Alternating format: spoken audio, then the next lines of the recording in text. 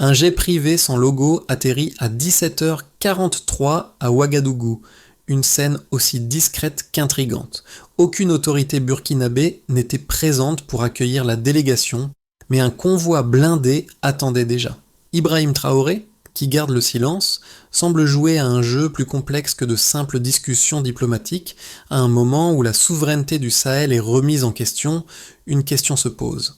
Traoré pourrait-il être sur le point de prendre une décision qui bouleverserait l'avenir géopolitique de la région, ou choisira-t-il de résister aux pressions extérieures pour défendre l'autonomie de son pays ? Les tensions géopolitiques dans le Sahel n'ont jamais été aussi fortes. Après avoir expulsé les forces françaises, l'Alliance du Sahel pensait avoir sécurisé une forme de souveraineté intacte. Mais une offre inattendue en provenance de Washington a tout changé. Les États-Unis ne se contentent plus de discours démocratiques. Ils proposent un marché où des ressources stratégiques comme l'uranium et le lithium seraient échangées contre des armes, des drones et des équipements militaires sophistiqués. Toutefois, cette offre a un prix, une remise en cause de l'indépendance économique des pays du Sahel, un accès direct aux ressources minières sans passer par les circuits étatiques, une approche qui suscite des préoccupations au sein des dirigeants locaux. Pourquoi Ibrahim Traoré, en particulier, semble-t-il réticent à accepter une telle proposition ? La décision qu'il prendra pourrait bien déterminer l'avenir de la région. Dans ce contexte de grande incertitude, une question cruciale se pose. Les dirigeants du Sahel choisiront-ils de sacrifier une partie de leur souveraineté pour obtenir un soutien militaire immédiat, ou bien résisteront-ils à cette pression ? Un jet privé sans logo atterrit à Ouagadougou, mais la véritable signification de ce vol reste cachée dans l'ombre. Derrière cette scène anodine, un jeu complexe de diplomatie est en train de se dérouler, impliquant non seulement Ibrahim Traoré, mais aussi une série d'acteurs internationaux déterminés à influencer l'avenir du Sahel. En effet, l'offre américaine n'est pas seulement une simple aide militaire, c'est un changement de paradigme. Washington propose un contrat direct, des ressources minières stratégiques en échange d'un soutien militaire. L'objectif est de court-circuiter les bureaucraties locales, de contourner les lenteurs des administrations africaines pour accélérer la guerre contre le terrorisme dans la région. Cependant, ce qui est rarement mentionné, c'est la nature de ce compromis. Le plan américain inclut l'accès direct aux mines, ce qui est perçu par de nombreux analystes comme un coup stratégique pour prendre le contrôle des ressources naturelles du Sahel sans passer par les canaux étatiques traditionnels. Cela représente une menace directe pour la souveraineté économique du Sahel, un risque qu'Ibrahim Traoré semble vouloir éviter à tout prix. Le rejet immédiat des négociations montre que Traoré et ses alliés sont déterminés à maintenir un contrôle sur leurs ressources naturelles, tout en refusant la dépendance envers les puissances étrangères. Ce n'est pas une décision facile, surtout lorsque la menace terroriste est omniprésente et que les ressources pour y faire face sont limitées. Mais pour Traoré, la question de la souveraineté est primordiale. Le rejet de l'offre américaine peut être vu comme un geste symbolique, un message clair à l'Occident. Le Sahel ne se soumettra pas à une nouvelle forme de colonisation économique, même sous forme d'accords militaires. Dans cette histoire complexe, Ibrahim Traoré joue un rôle central, non seulement en tant que leader militaire, mais aussi en tant que stratège politique. Depuis son ascension au pouvoir, il a constamment défié les attentes, affichant une volonté de rétablir l'indépendance du Sahel face aux anciennes puissances coloniales et aux nouvelles pressions internationales. Cependant, son refus de l'offre américaine ne repose pas uniquement sur une volonté de défendre l'autonomie économique. En réalité, il incarne également une résistance à l'ingérence étrangère qui pourrait mettre en péril l'équilibre fragile du Sahel. Cette décision a immédiatement un impact majeur, non seulement au niveau local, mais aussi au-delà des frontières du Sahel. Le rejet de l'offre américaine marque un tournant dans les relations diplomatiques de la région. Les implications sont claires. Traoré ne veut pas sacrifier le contrôle sur les ressources naturelles de son pays, et il envoie un message fort à ses alliés et ennemis. Cette position, bien que risquée, est une déclaration claire que le Sahel est prêt à prendre ses propres décisions sans se soumettre aux influences extérieures.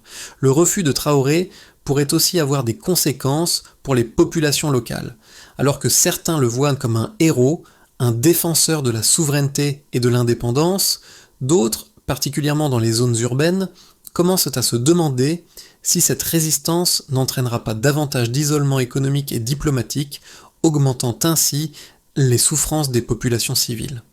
Ainsi, les actions de Traoré et de ses alliés, tout en renforçant la position souverainiste du Sahel, risquent aussi d'attiser les tensions internes et de rendre l'avenir encore plus incertain pour les populations déjà vulnérables. Les négociations sur l'offre américaine ont été marquées par une série d'événements clés, chacun exerçant une pression de plus en plus forte sur les dirigeants du Sahel. Le premier acte de cette série a été la rencontre secrète des responsables militaires du Sahel à Ouagadougou. La situation était tendue, le dispositif de sécurité autour de la présidence renforcé, comme si chaque décision prise à ce moment précis pouvait changer le cours de l'histoire du Sahel. Ibrahim Traoré, à la tête de cette réunion, a écouté les propositions des émissaires américains, mais rapidement, il a compris que les conditions cachées derrière cette offre étaient loin d'être acceptables. Loin de la promesse d'un soutien militaire loyal, l'accord proposé semblait être une tentative de manipulation économique. En échange de drones et de soutien logistique, les États-Unis demandaient un accès direct aux ressources minières sans aucune régulation étatique, un moyen de contourner les lois fiscales et d'obtenir un contrôle quasi total sur les richesses souterraines du Sahel. Traoré a rapidement perçu que cette proposition ne faisait que masquer une nouvelle forme de colonisation économique. La réaction immédiate de Traoré a été décisive. Alors que les négociations se poursuivaient en coulisses, il a mis fin à tout dialogue formel avec les représentants américains. Ce refus a secoué la scène internationale et a marqué une rupture avec la logique d'assistance étrangère, quelle qu'elle soit. Ce n'était pas seulement un rejet des termes de l'accord, mais un signal fort envoyé aux autres acteurs géopolitiques. Le Sahel ne se pliera pas sous le poids de nouveaux diktats extérieurs. Cependant, la suspension des négociations n'a pas arrêté l'évolution des événements. Quelques jours plus tard, un autre acteur est entré en scène, la Russie. Au lieu de la pression coercitive et des accords militaires traditionnels, la Russie et la Chine ont proposé une autre voie plus subtile et plus alignée avec les aspirations du Sahel. Plutôt que d'imposer des contrats fermés, la proposition russo-chinoise consistait en un transfert progressif de technologie, en co-développement militaire et industriel, avec un contrôle local assuré par les autorités sahéliennes. Contrairement à l'offre américaine, qui visait à instaurer une dépendance rapide et directe, l'option russo-chinoise offrait une autonomie à plus long terme, tout en respectant le contrôle des pays sahéliens sur leurs ressources. C'est dans ce contexte de grande incertitude que les discussions ont pris une nouvelle direction. Les responsables militaires sahéliens, conscients des dangers d'une soumission totale à l'influence étrangère, ont commencé à considérer sérieusement cette nouvelle proposition. Bien que plus lente à mettre en œuvre, elle offrait la possibilité d'une autonomie progressive. Le Sahel pourrait utiliser ses ressources naturelles, non seulement pour se défendre, mais aussi pour renforcer sa position stratégique sur la scène mondiale, sans devoir céder à la pression immédiate des grandes puissances occidentales. Mais le rejet de l'offre américaine n'a pas été sans conséquence. Dans les jours qui ont suivi, les autorités burkinabées ont observé des signes d'agitation. Les chaînes de télévision internationales ont relayé des spéculations sur un éventuel isolement diplomatique du Sahel. Des manifestations ont éclaté dans les rues de Ouagadougou, les citoyens exprimant leur mécontentement face à la situation économique de plus en plus précaire, exacerbée par les tensions géopolitiques. Toutefois, cette agitation a révélé une réalité plus complexe. Une partie de la population commence à percevoir que la souveraineté, aussi importante soit-elle, ne garantit pas la stabilité immédiate. En parallèle, les discussions avec les autres partenaires internationaux ont pris un tournant stratégique.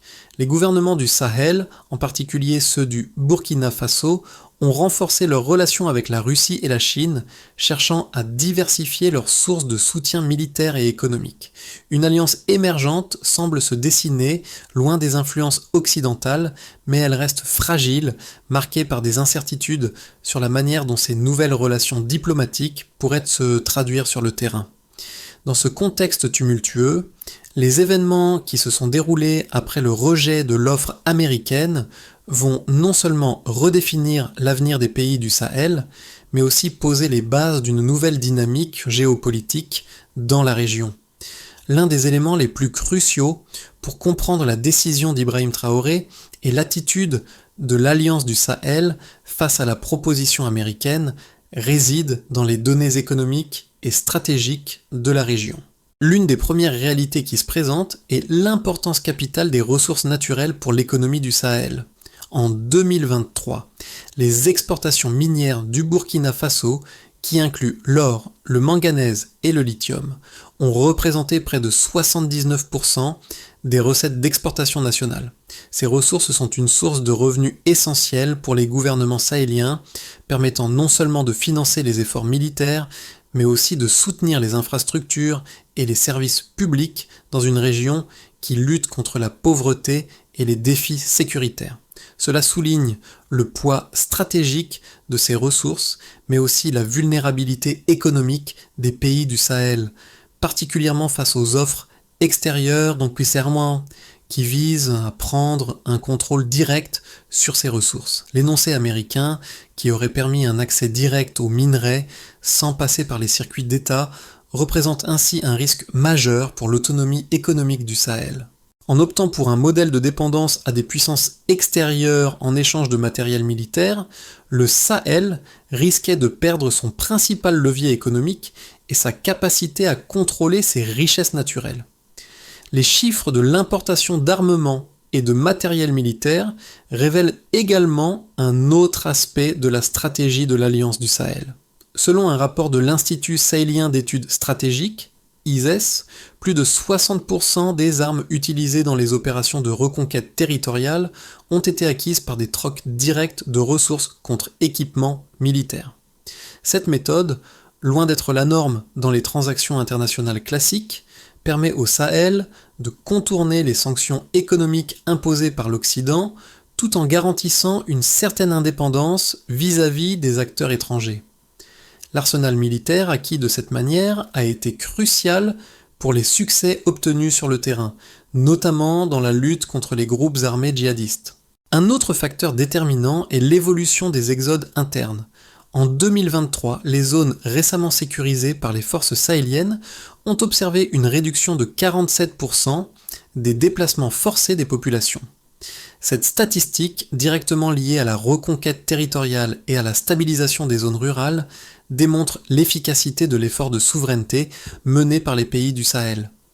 Les données de l'ICES montrent également que les régions sous contrôle des armées locales ont bénéficié d'une meilleure gestion des infrastructures et des services de base, ce qui a contribué à renforcer la résilience des populations locales face aux attaques terroristes et aux crises humanitaires. En contraste, les zones où l'influence extérieure a été plus marquée, comme celles sous le contrôle des anciennes forces coloniales ou des acteurs étrangers, ont montré une résilience moindre et une plus grande vulnérabilité face aux attaques. Cela démontre que la gestion locale des ressources et la souveraineté économique sont des facteurs clés pour assurer la stabilité à long terme. Le modèle basé sur une autonomie renforcée, combiné à une coopération stratégique avec des partenaires non alignés comme la Russie et la Chine, semble ainsi être la voie la plus viable pour maintenir cette stabilité. Enfin, les données économiques récentes, notamment les prévisions de croissance pour 2024, soulignent que le Sahel, malgré les défis géopolitiques, est parvenu à stabiliser son économie, en grande partie grâce à sa gestion autonome des ressources naturelles. Le refus de l'offre américaine ne doit donc pas être interprété comme un simple acte de défiance, mais comme une décision stratégique visant à protéger les bases économiques du Sahel. Ce choix pourrait, à terme, offrir à la région une plus grande autonomie et la possibilité de redéfinir ses relations internationales sur des bases plus équitables et plus durables. Alors que le Sahel se trouve à un carrefour stratégique, deux visions opposées s'affrontent quant à la voie comment la suivre. D'une part, les partisans d'une coopération avec les puissances occidentales soutiennent que le soutien militaire des États-Unis et de leurs alliés est crucial pour faire face à la menace terroriste croissante.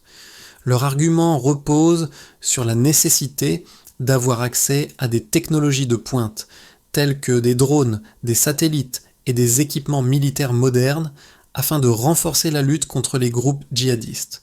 Il souligne également que le soutien international pourrait permettre de sécuriser plus rapidement les zones à risque, stabilisant ainsi le pays à court terme et offrant une bouffée d'oxygène face à des ennemis bien armés et bien organisés. D'autre part, une opposition grandissante, incarnée par Ibrahim Traoré et ses alliés, soutient que cette approche est non seulement insoutenable à long terme, mais qu'elle pourrait aussi compromettre la souveraineté économique du Sahel.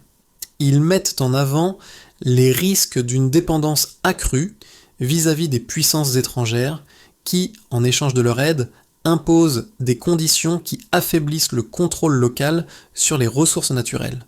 Leur position est que le Sahel doit se concentrer sur le renforcement de son indépendance, en exploitant ses propres ressources et en développant des partenariats plus équilibrés. Pour eux, la souveraineté économique est tout aussi cruciale que la sécurité militaire. L'accès direct aux ressources naturelles, comme l'or, le lithium et l'uranium, doit rester sous contrôle sahélien sans qu'aucune puissance étrangère ne puisse en disposer sans régulation locale. L'argument en faveur de la dépendance extérieure, bien qu'attrayant sur le court terme, comporte des risques considérables. En effet, l'histoire a montré que les interventions militaires internationales, même bien intentionnées, peuvent échouer à long terme, créant une dépendance qui mène souvent à l'érosion de la souveraineté nationale. En outre, ces interventions ne garantissent pas toujours la stabilité, comme en témoignent les échecs de la présence militaire occidentale en Afrique, notamment en Libye et en Somalie. Par conséquent, l'argument en faveur de l'indépendance, qui privilégie l'autonomie et la gestion locale des ressources, apparaît comme une option plus viable sur le long terme. Le modèle russe et chinois, bien qu'ayant ses propres défauts, offre une alternative intéressante. Plutôt que d'imposer une dépendance directe, ces pays proposent un partenariat basé sur le co-développement et le transfert technologique. Bien que plus lent à mettre en œuvre, ce modèle pourrait permettre au Sahel de construire progressivement une infrastructure militaire et industrielle tout en conservant une certaine autonomie. Cela éviterait le piège de la dépendance à court terme tout en permettant un renforcement des capacités locales sur le long terme. Ainsi, bien que les deux visions aient des mérites, il semble que la voie de l'autonomie et de la diversification des partenariats, plutôt que celle de la soumission à une puissance étrangère, soit la plus adaptée aux besoins et aux aspirations du Sahel. La situation a pris un tournant décisif lorsque, après le rejet de l'offre américaine, une proposition bien plus équilibrée a émergé. Contrairement à l'approche agressive des États-Unis, la Russie et la Chine ont présenté une offre de partenariat fondée sur le co-développement, visant à transférer des technologies militaires et industrielles sans imposer de conditions extractives. Cette alternative n'a pas seulement des implications économiques, mais aussi géopolitiques. Elle offre au Sahel la possibilité de construire une infrastructure militaire autonome, tout en préservant un contrôle local sur ses ressources naturelles. Cependant, cette proposition russo-chinoise n'est pas sans défi. Bien qu'elle promeuve une plus grande indépendance, elle repose sur un calendrier plus long et des processus plus complexes de coopération. Le Sahel devra faire face à un dilemme majeur. Privilégier la stabilité à court terme, avec les risques de dépendance à l'égard des États-Unis, ou investir dans un avenir plus autonome, mais plus incertain, avec la Russie et la Chine. Ce choix est loin d'être simple, et chaque option comporte ses propres avantages et risques. Le Sahel se trouve à un croisement, où chaque décision prise maintenant aura des répercussions profondes pour l'avenir. Le rejet de l'offre américaine par Ibrahim Traoré a engendré une série de répercussions tangibles pour le Sahel, tant au niveau national qu'international. À l'échelle locale, les conséquences immédiates ont été ressenties sur le terrain. Dans les zones récemment sécurisées par les forces sahéliennes, une réduction significative des exodes internes a été observée avec une baisse de 47% par rapport à l'année précédente. Cette stabilité retrouvée est un indicateur clé de l'efficacité des stratégies locales de reconquête et de gouvernance. L'autonomie dans la gestion des ressources militaires, obtenue par des échanges directs, a permis d'assurer une réponse plus rapide et plus ciblée face aux menaces terroristes. Cependant, le rejet de l'accord a également entraîné une pression accrue sur l'économie locale.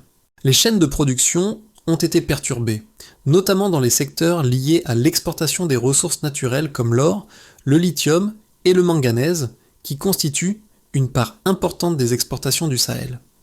Alors que les marchés internationaux attendaient des signaux clairs, l'incertitude grandissante concernant la position du Sahel vis-à-vis des partenaires occidentaux a créé un climat d'hésitation parmi les investisseurs étrangers. Plusieurs projets miniers ont été suspendus et certains grands acteurs économiques ont décidé de geler leurs initiatives jusqu'à ce que la situation politique se stabilise. Au niveau diplomatique, l'isolement du Sahel a été amplifié. Les relations avec les États-Unis, traditionnellement un partenaire clé dans la lutte contre le terrorisme, ont été sérieusement affectées. L'absence de coopération militaire directe avec Washington a amené une réduction de l'aide logistique et financière promise initialement. En revanche, la Russie et la Chine, tout en restant discrètes dans leur démarche, ont offert une alternative plus solide sur le long terme.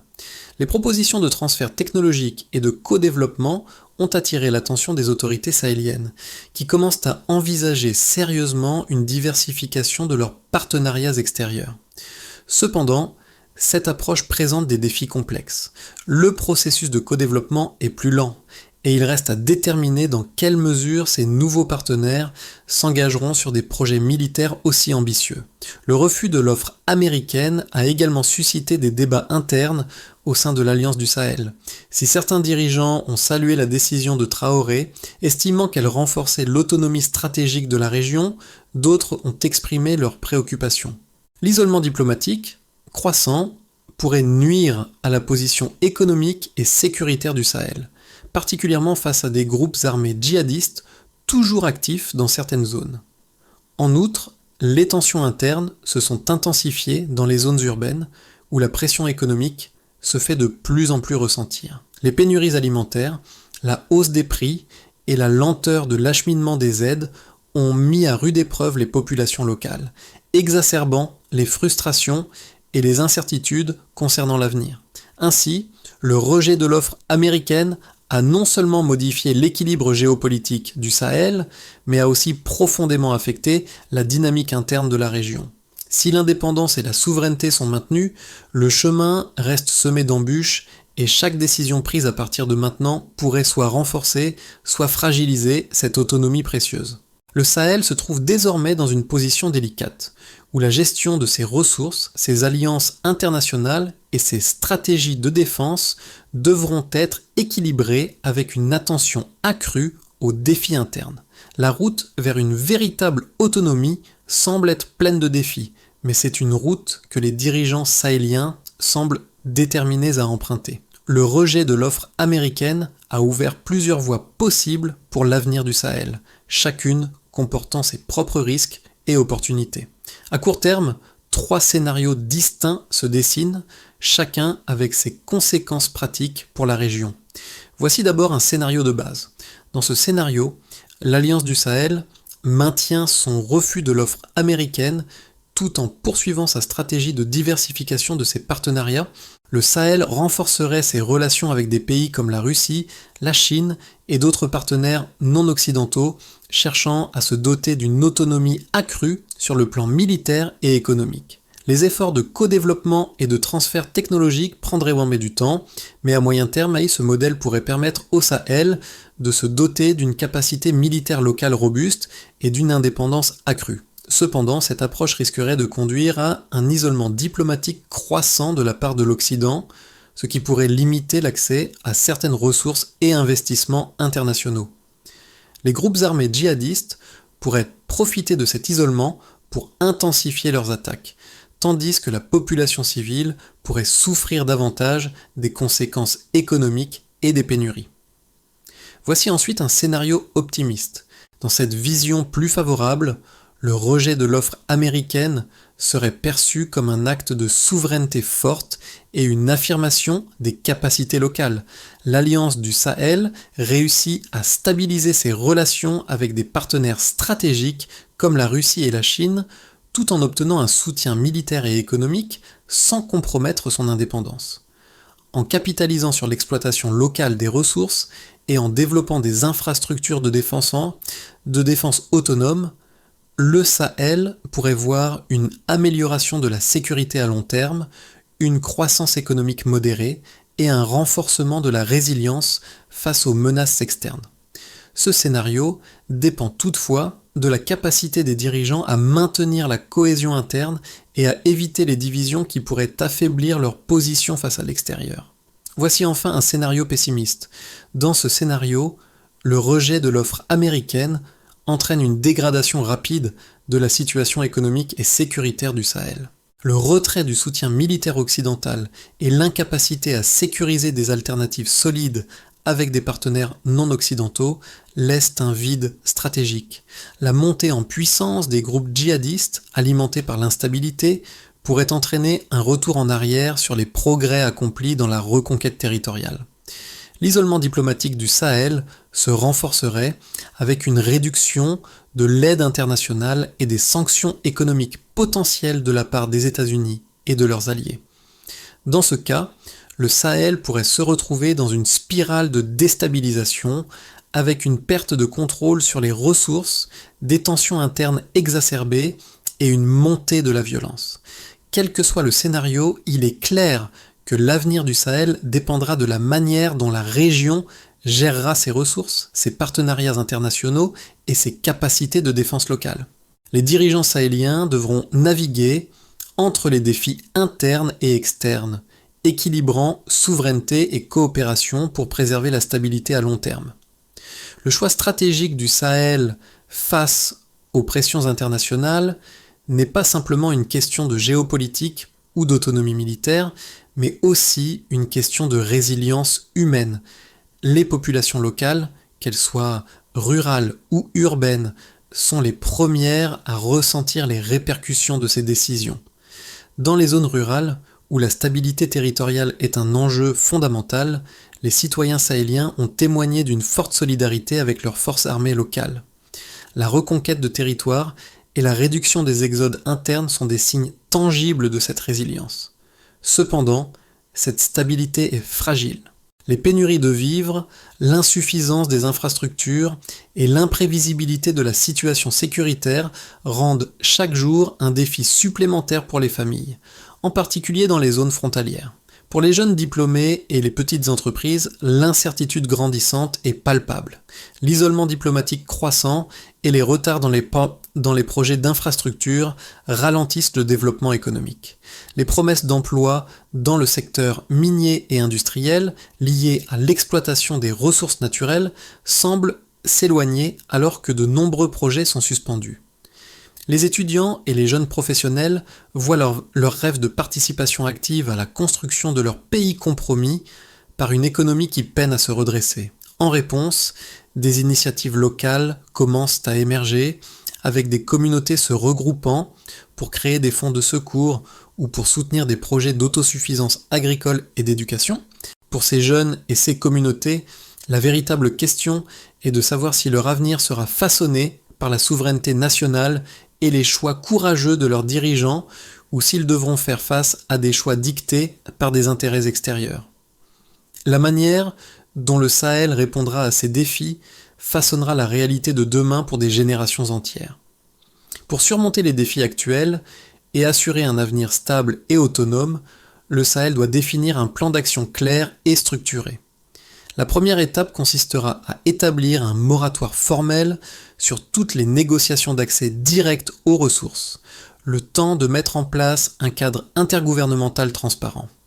Ce cadre serait piloté par une cellule conjointe Burkina-Mali-Niger, avec un audit externe tous les 6 mois pour garantir la transparence et éviter toute forme de corruption ou de manipulation externe.